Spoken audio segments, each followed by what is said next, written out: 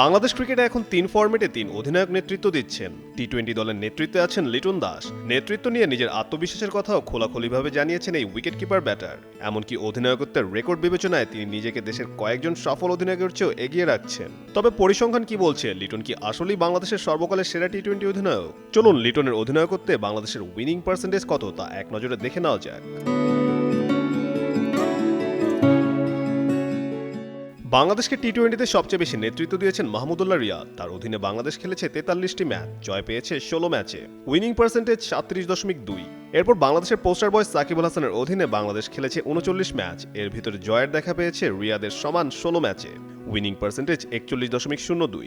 Lily premium gold soap 24 carat gold এনে দেয় real golden glow.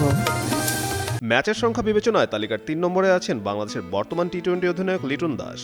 এখন পর্যন্ত বাংলাদেশকে টি-20তে 31 ম্যাচে নেতৃত্ব দিয়ে জয় তুলে এনেছেন 16 ম্যাচে, উইনিং পার্সেন্টেজ 51.61। এরপর রয়েছেন ক্যাপ্টেন ফ্যান্টাস্টিক মাশরাফি বিন মুর্তজা। তার অধীনে বাংলাদেশ খেলেছে 28 ম্যাচ, জয় পেয়েছে 10 ম্যাচে, উইনিং পার্সেন্টেজ 35.71। বর্তমান টেস্ট অধিনায়ক নাজমুল শান্ত বাংলাদেশের হয়ে টি-20তে নেতৃত্ব দিয়েছেন 24 ম্যাচে, জয় নিয়ে মাঠ ছেড়েছে 10 ম্যাচে, উইনিং পার্সেন্টেজ 41.66।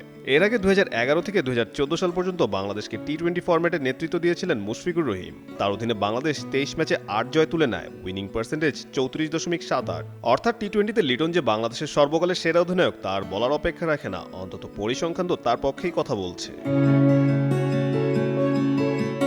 সম্প্রতি বিসিবির এক পডকাস্টে অংশ নিয়ে বেশ কিছু মজার প্রশ্নের মুখোমুখি হন লিটন।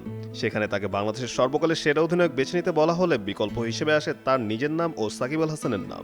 উত্তরে লিটন বলেন, কঠিন, তবে আমি আমাকেই বেছে নেব।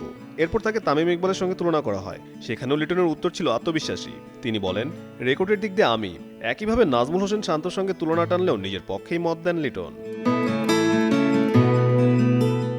বাংলাদেশের সফল অধিনায়কদের তালিকায় অনেকের কাছে মাশরাফি বিন মুর্তজার অবস্থান সবার ওপরে, কিন্তু লিটন মনে করেন অন্তত রেকর্ডের বিচারে তিনি এগিয়ে। এ প্রসঙ্গে তিনি বলেন, ভাইয়ের অধীনে অনেকদিন খেলেছি, সব ফরম্যাট খেলা হয়নি।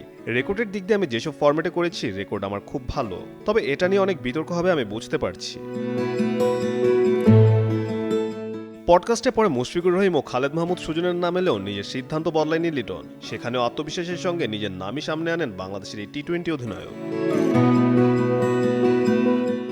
কাজী সাকলেন আহমেদ, যুগান্তর স্পোর্টস।